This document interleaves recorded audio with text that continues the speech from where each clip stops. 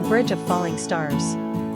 It was the middle of September when Hannah returned to the small riverside town she had left years ago. The air was cool, scented with pine and wet earth, and the sound of the river rushing against the stones was the same as she remembered. She hadn't planned to stay long, just a few weeks to help her grandmother settle into her new home. But fate, it seemed, had its own plans. On her first evening, while walking across the old wooden bridge that stretched over the river, she saw him. Daniel. The boy she once knew, the boy she once loved, now a man standing with his hands in his pockets, gazing at the water below. He looked up as if he had sensed her presence, and their eyes met. For a moment, the years between them dissolved. Still walking the bridge at sunset, I see, Daniel said with a smile, his voice deeper but still carrying the warmth she remembered. And you still know where to find me, Hannah replied, though her heart beat faster than she wanted to admit. They walked together that night, their words awkward at first, filled with cautious small talk. But soon the walls they had built over the years began to crumble.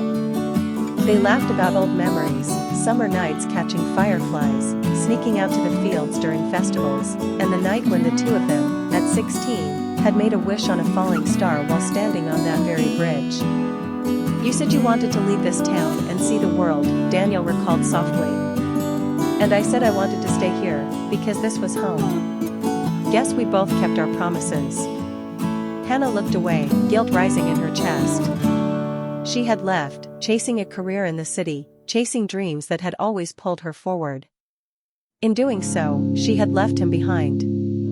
Over the next weeks, their paths kept crossing, at the market, by the river, at the tiny bookstore Daniel now owned. Slowly, the distance of years folded into familiarity.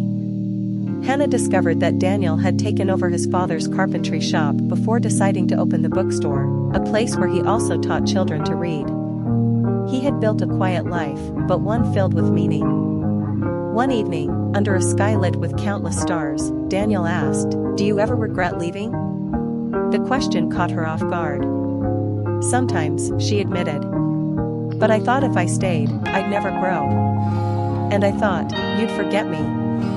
Daniel's eyes softened. I tried, he confessed. But some people, you just can't forget. Silence stretched between them, heavy with unspoken emotions. The river whispered below, carrying their memories with its endless current. Days turned into weeks, and Hannah found herself torn. Her life in the city was waiting, her career, her apartment, her independence. But here was Daniel, steady as the river, offering something she had never found in the city, a love that was patient, deep, and unshaken by time. On her last night in town, she returned to the bridge alone. The sky was unusually clear, and stars shimmered across the heavens. She whispered to the night, "Show me a sign." And as if the universe had listened, a streak of light cut across the sky, a falling star. Behind her, footsteps echoed. Daniel. I knew I'd find you here, he said, his voice carrying a mix of hope and fear. Hannah turned, her eyes brimming with tears. Do you still make wishes on falling stars? She asked. Only when I have something worth wishing for, he answered. She took a step closer. And tonight? He smiled faintly, his eyes locked on hers. Tonight, I wish you'd stay. Her heart ached at the simplicity of his words. The choice was hers, to return to the life she had built, or to take a chance on the love she had once let slip away. And as the river flowed beneath the bridge, carrying time forward, Hannah reached for his hand. Then let's not waste another wish, she whispered. The stars above seemed to burn brighter, as if blessing their reunion. And on the bridge where they had once dreamed as teenagers, Hannah and Daniel found each other again, not as the people they were, but as the people they had become.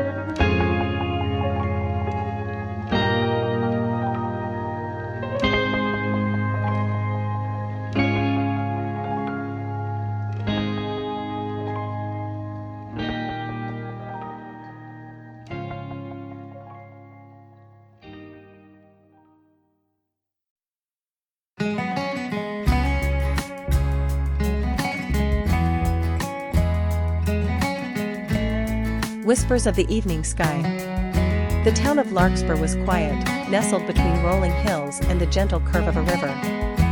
At its heart stood a small bookshop, the Lantern Pages, owned by a young woman named Evelyn. She had inherited it from her grandmother and spent most of her days surrounded by old pages, faint scents of ink, and stories that had lived far longer than she had. One evening, as the last rays of sunlight painted the streets gold, a young man walked into the shop. His name was Daniel. He was new in town, a teacher at the local school, and his calm voice carried the softness of someone who preferred quiet places. He asked Evelyn for books about astronomy, his eyes lighting up as he spoke about stars. Evelyn, curious about his passion, found herself asking him questions she had never asked a customer before. Soon, their conversation stretched far beyond books. They spoke of childhood dreams, fears they never admitted to anyone, and the strange comfort of knowing that even in loneliness, the stars always remained. As weeks turned into months, Daniel would visit the shop almost daily. Sometimes he brought her fresh coffee, sometimes he carried papers filled with hand-drawn constellations, but always, he brought warmth. Evelyn realized she waited for his knock on the door more than she waited for the first customer each morning. One winter night, snow blanketed the town. Daniel invited Evelyn to the school rooftop, where he had set up a telescope. The sky was clear, the stars glimmering like diamonds on velvet. Evelyn shivered in the cold, but when Daniel gently placed his scarf around her shoulders, she felt warmth spread through her chest. "Look," he whispered, guiding her to the telescope. "That star right there, it's called Vega. It's been shining for thousands of years, long before we were born, and it will shine long after us. But tonight, it feels like it belongs just to us." Evelyn turned her head and saw the way Daniel looked at her, not at the stars, not at the sky, but at her, as though she were something brighter. The silence between them wasn't empty, it was full of words they hadn't yet said, of promises unspoken. From that night, their love grew like a story written across the sky. They took long walks by the river, shared their favorite books, and spent quiet evenings in the shop after closing, reading by the lantern's glow. Life wasn't always easy. Daniel struggled with the pressure of his work, Evelyn with the weight of keeping her grandmother's dream alive, but they faced it together, always returning to each other like the earth returns to its stars. Years later, when the town spoke of them, they said Evelyn and Daniel were like two constellations, separate, yet always bound by invisible lines of love. And on clear nights, when they sat beneath the sky, Evelyn often whispered, "As long as the stars shine, I'll love you." And Daniel, with the same gentle certainty as their very first night, would answer, "Even longer than that."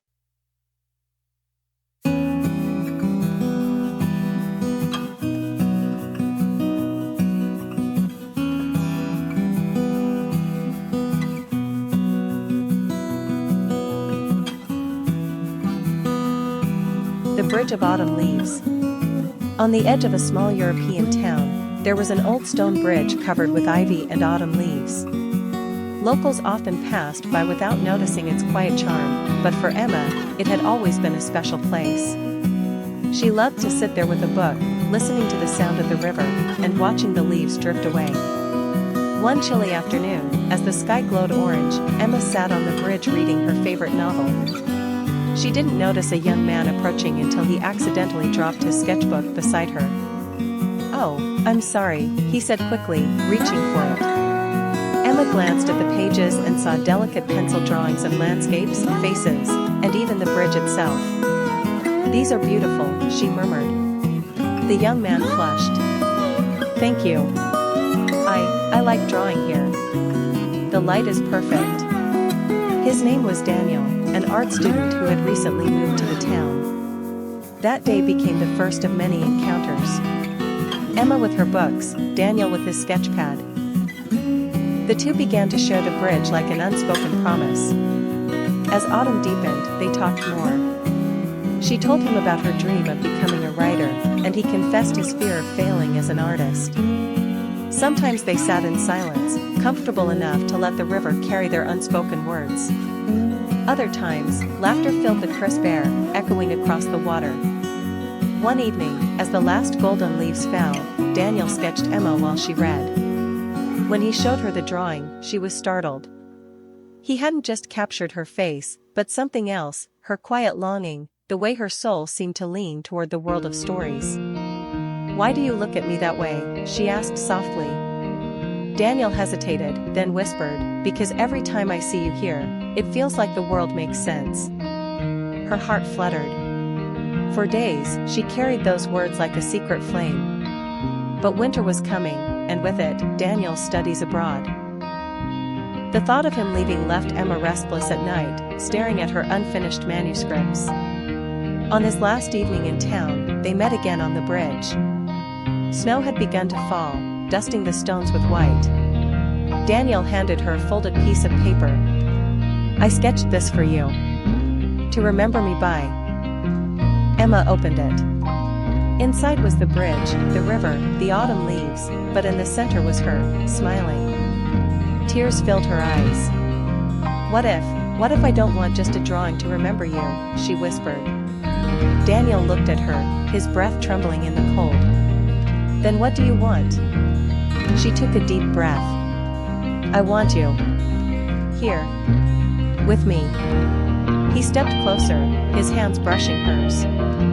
And on that snowy night, on the bridge where books and sketches had met, their lips touched for the first time, gentle, uncertain, yet filled with all the promise of seasons to come.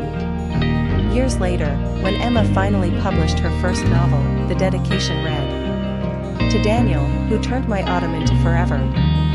And every fall, they returned to the bridge of autumn leaves, no longer as strangers, but as the story they had written together.